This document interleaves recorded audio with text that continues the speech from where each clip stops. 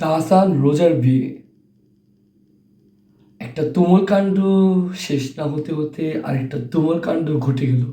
বাহ বাহ বাহ বাহ।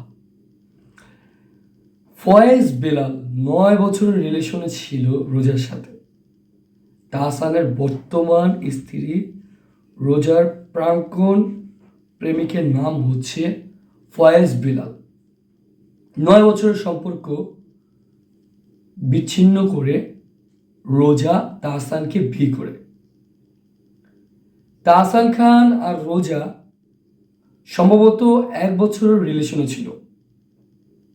আর এইদিকে ফয়েজ জানাচ্ছে যে ফয়েজ 3 মাস আগে রোজার সাথে রিলেশনশিপ ব্রেকআপ করে তাদের প্রেমের বিচ্ছেদ হয়।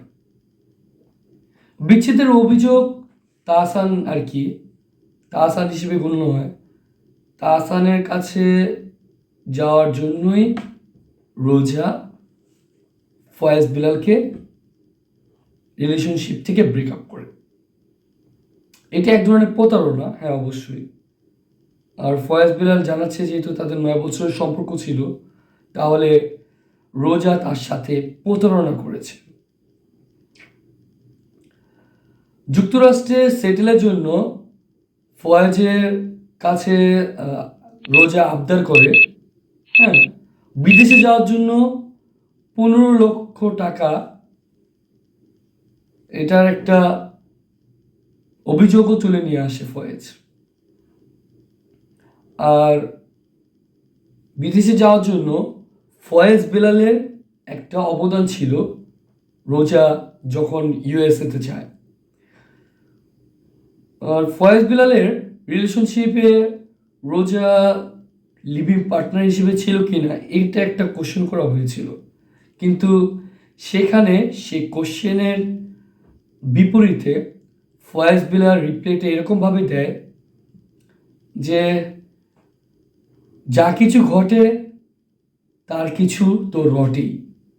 তো এখানে একটু স্পষ্ট ক্লিয়ার হওয়া যায়। এদিকে রোজা হচ্ছে বরিশালের মেয়ে। রোজার বাবা ছিল সন্ত্রাসী ফারুক আহমেদ। অবশ্য আপনারা জানেন যে 2014 সালের র্যাবের ক্রস ফায়ারে রোজার বাবা মারা যায়। প্রত্যেকটা মানুষের জীবনে অতীত থাকে। আমি এখানে একটা কথা আপনাদেরকে একটু মেনশন করব, কথাটা একটু মনোযোগ সহকারে দেখবেন। প্রত্যেকটা মানুষের জীবনেই অতীত থাকে, অতীত থাকতেই পারে। আপনার জীবনও ছিল, আমার জীবনও ছিল, বা যার কারোর জীবনে ছিল বা আছে, বা কারোর জীবনে নাও থাকতে পারে।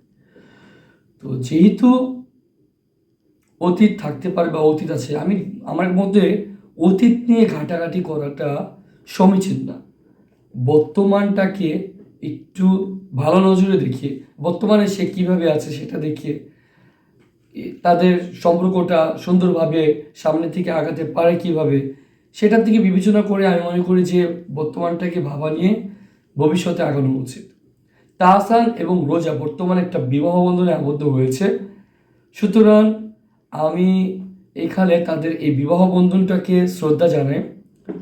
বিকজ প্রত্যেকটা মানুষের অতীতকে নিয়ে ঘাটাঘাটি করার থেকে বর্তমানে যদি তারা একটু শান্তিতে থাকে, তারা যদি সুখে থাকে, সেটার জন্য দোয়া করা উচিত।